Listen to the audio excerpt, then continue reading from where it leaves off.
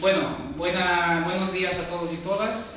Estamos aquí, comparecemos en calidad de coordinador local, Victoria Delicado en calidad de concejala y Daniel Martínez como coordinador regional para hacer un breve balance sobre lo que ha sido la campaña electoral de estas dos intensas semanas. Desde Izquierda Unida de Albacete hemos apostado por un contacto directo con las personas. Tal es así que hemos estado en distintos mercadillos de nuestra pedanía, 2 veces en Los Invasores.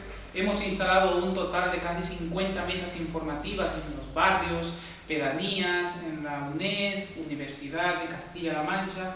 Hemos contado con una fuerte presencia juvenil, además de colectivos sociales, personas afiliados a Izquierda Unida que comparten afiliación entre estos colectivos y nuestra organización.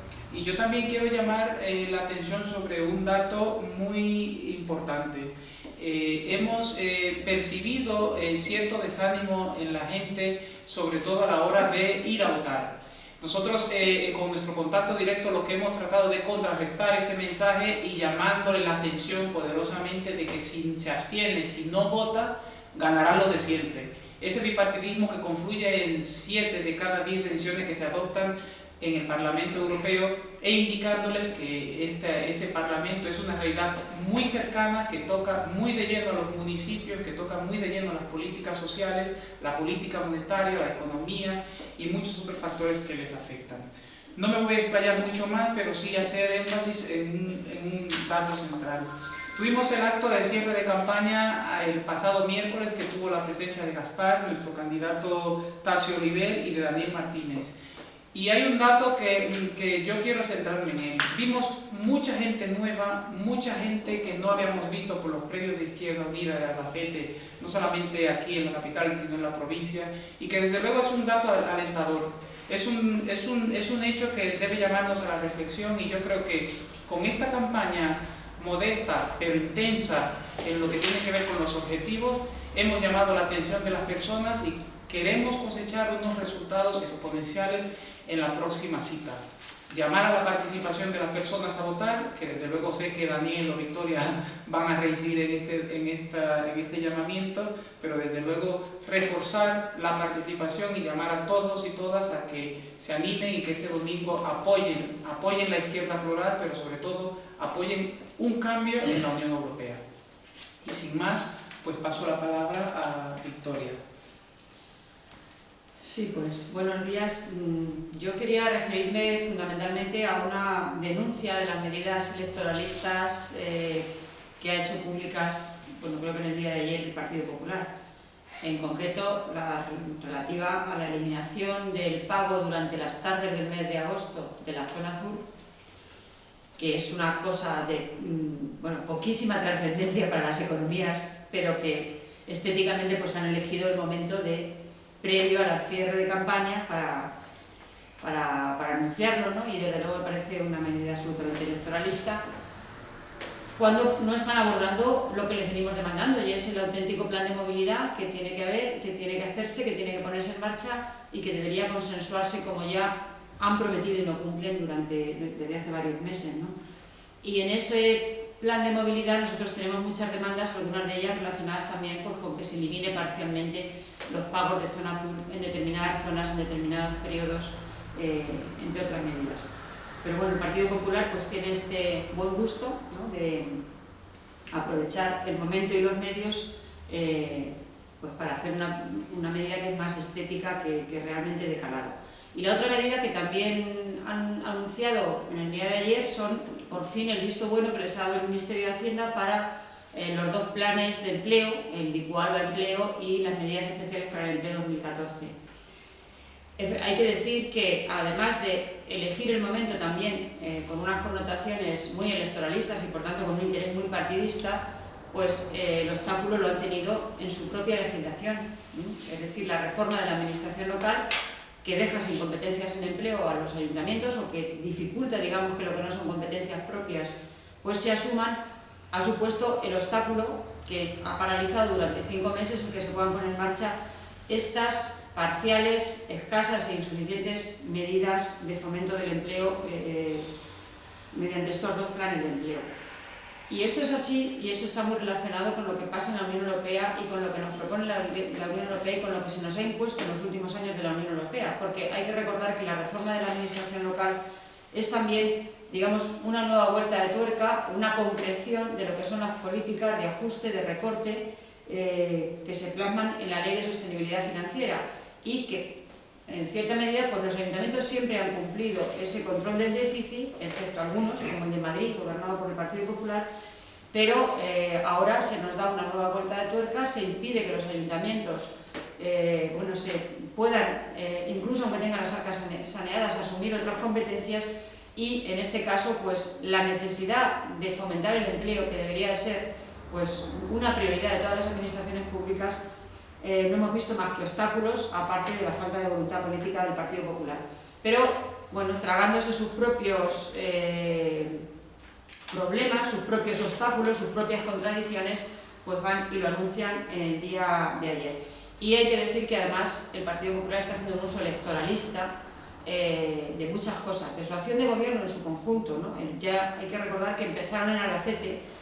En Cospedal también hizo alguna otra cosa y han tenido que paralizar alguna visita y alguna inauguración, pero aquí en Castilla-La Mancha, en Albacete en concreto, pues denunciamos la inauguración ya en periodo que estaba prohibido por la ley electoral de la prolongación del parque lineal, no tienen ningún pudor, están haciendo un uso muy partidista de su acción de gobierno y frente a eso pues yo también concluyo llamando a los ciudadanos y a las ciudadanas a votar.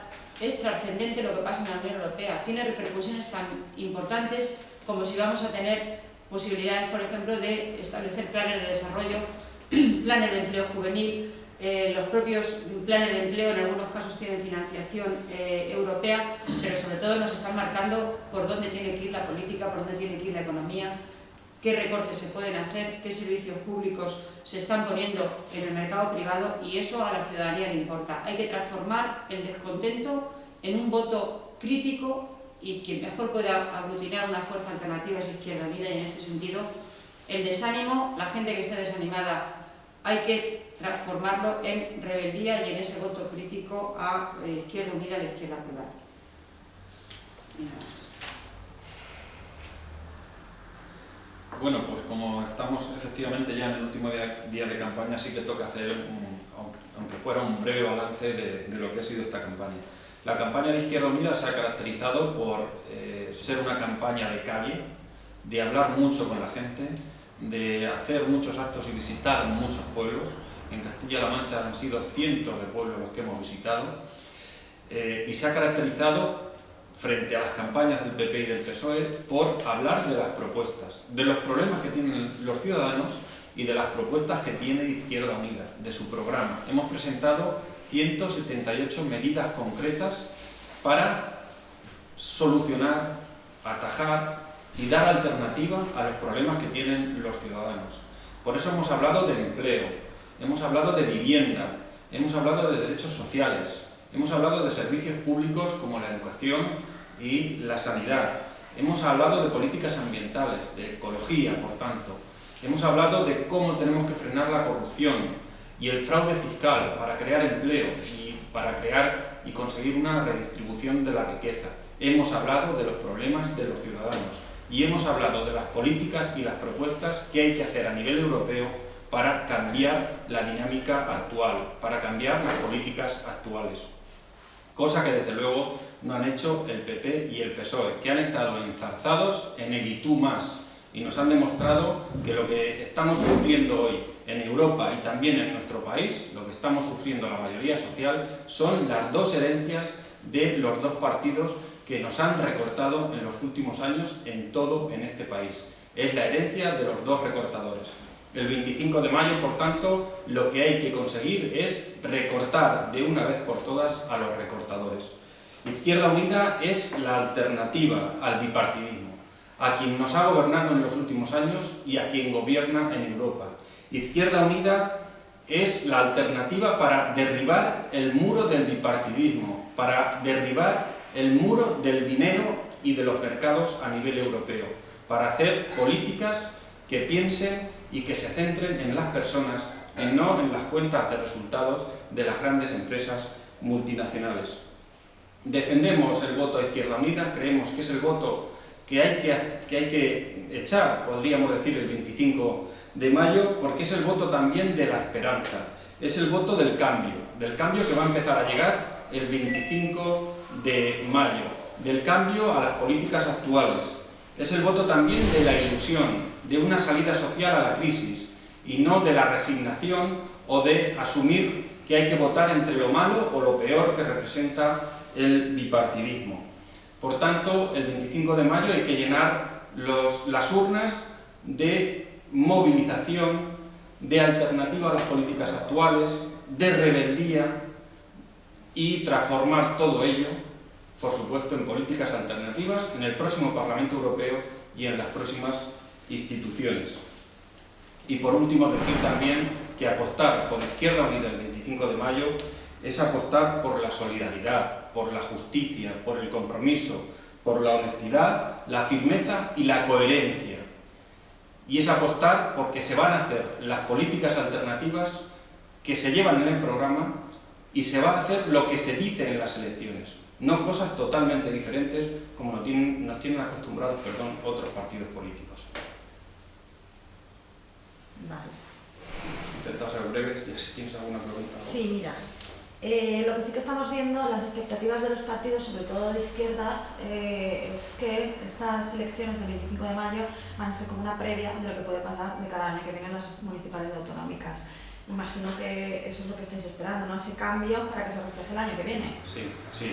Nosotros desde el principio hemos valorado estas elecciones europeas como un comienzo de ciclo electoral.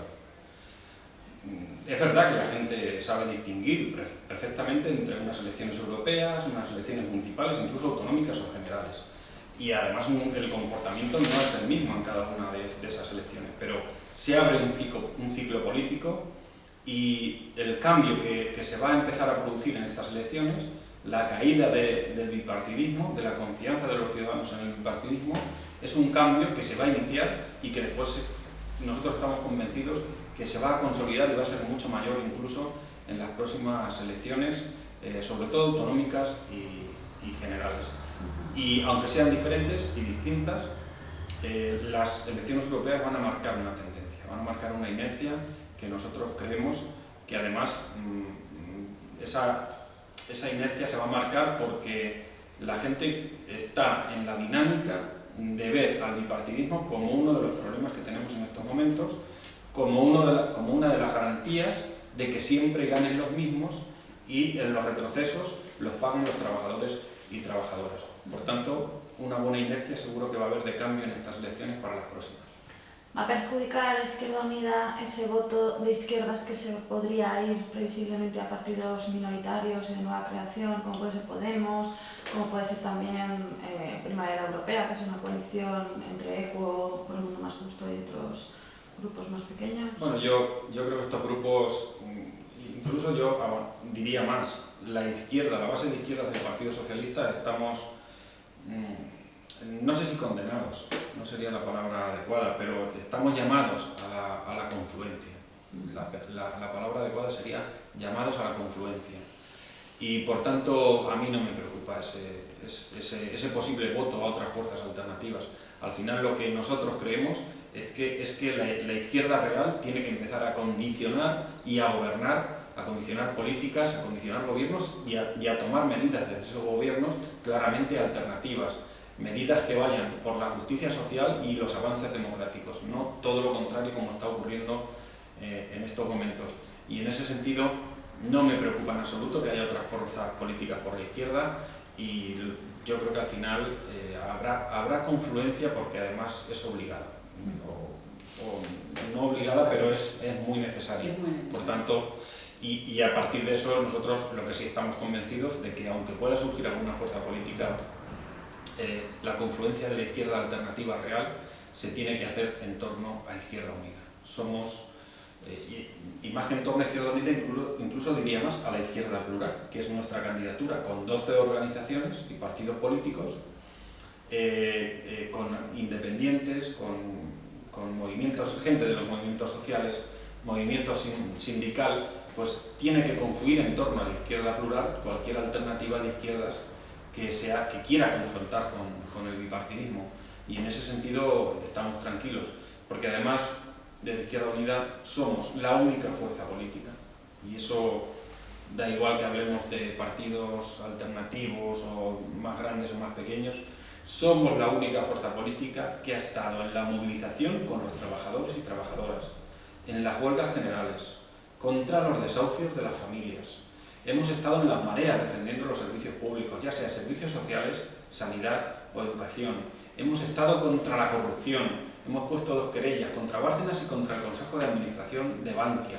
Hemos estado por los derechos sociales, hemos estado por los avances en democracia y no retrocesos, en libertad, en laicidad. Hemos defendido políticas sostenibles, económicamente sostenibles y que respeten la tierra. Hemos estado contra el fracking, contra las energías nucleares y contra la ATC. Y somos la única fuerza que tiene ese bagaje y que tiene ese compromiso y que lo va a mantener en el futuro. Yo creo que eso también hay que ponerlo en valor. Pues ya está. Muchas gracias. Gracias. Eugenio. ¿Qué?